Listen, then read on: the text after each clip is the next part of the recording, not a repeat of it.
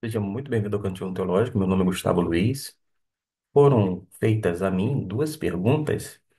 Eu vou fazer a leitura delas, que diz o seguinte: se Adão e Eva tiveram apenas Caim e Abel, e Caim matou Abel, de onde vieram as outras pessoas citadas logo em seguida em Gênesis? Com quem Caim se casou? Pois bem, essa é uma pergunta que é feita principalmente por pessoas que leem o livro de Gênesis pela primeira vez. E hoje, aqui no Cantinho Teológico, a gente vai olhar um pouco sobre o que a Bíblia mostra e vamos descobrir o que o texto realmente diz. Quando a gente vai para o capítulo 4, versículo 17, eu vou estar projetando para que você possa fazer a leitura. Observe que diz assim: conheceu Caim a sua mulher, a qual concebeu e deu à luz a Enoque. Caim edificou uma cidade e lhe deu o nome do filho Enoque. Mas o texto não diz quem era essa mulher. Se só existiam Adão, Eva e Caim, de onde ela veio?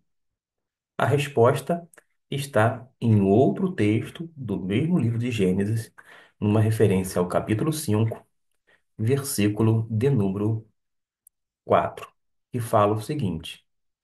Vou fazer o destaque uma vez mais e você pode acompanhar. E foram os dias de Adão, depois que gerou a Sete, 800 anos, e gerou filhos e filhas.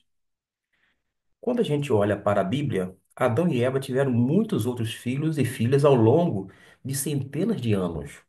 Caim, portanto, se casou com uma de suas irmãs, ou talvez uma sobrinha, dependendo do tempo que passou. Quando a gente vai para o texto e oferece essa resposta bíblica, que é plausível, muita gente me pergunta, mas isso não seria um incesto? Ora, seria sim, mas naquele tempo não era pecado nem algo nocivo. Quando eu digo isto, porque a própria palavra de Deus diz que cada espécie de seres vivos deveriam se multiplicar segundo a sua espécie. E ao homem foi dado a incumbência de multiplicar-se.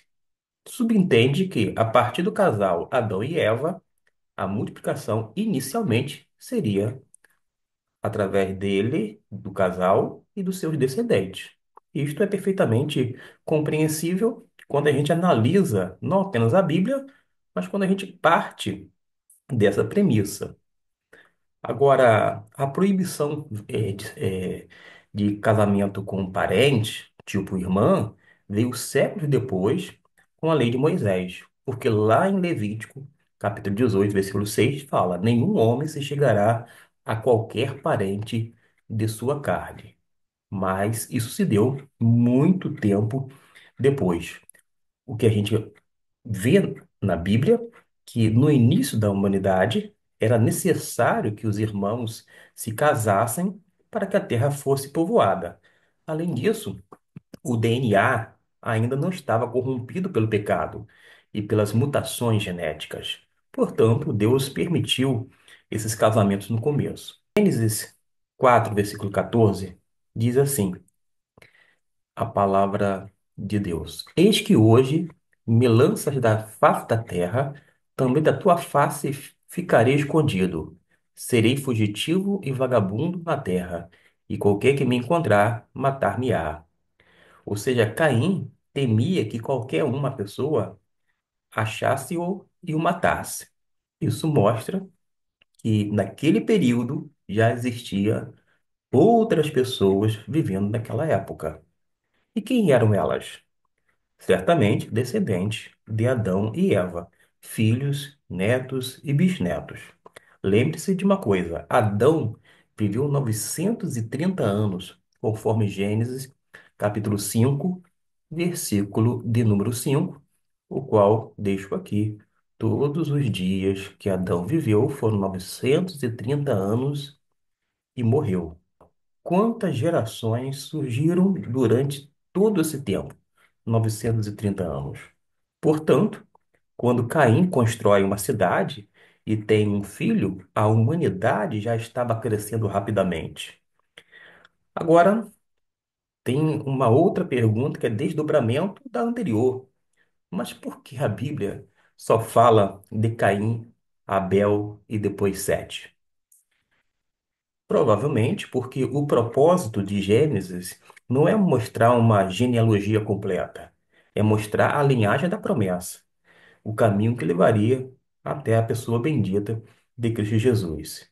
E a gente observa que quando Abel morre, Deus levanta Sete para continuar a linhagem redentora. É o que a gente verifica no capítulo 4, no versículo 25, quando nos diz o seguinte: tornou Adão a conhecer a sua mulher, e ela lhe deu à luz um filho, a quem pôs o nome de Sete. Porque disse ela: Deus me deu outro filho em lugar de Abel, porquanto Caim o matou. Ou seja, tudo em Gênesis aponta para o plano de Deus em salvar a humanidade, mesmo depois da queda e do primeiro assassinato. O que a gente aprende, meus irmãos, é que Deus é o criador e organizador da história. Além disto, o pecado trouxe sim confusão, mas não cancelou o plano de Deus. Além do que, a graça de Deus continua agindo mesmo em meio ao caos humano.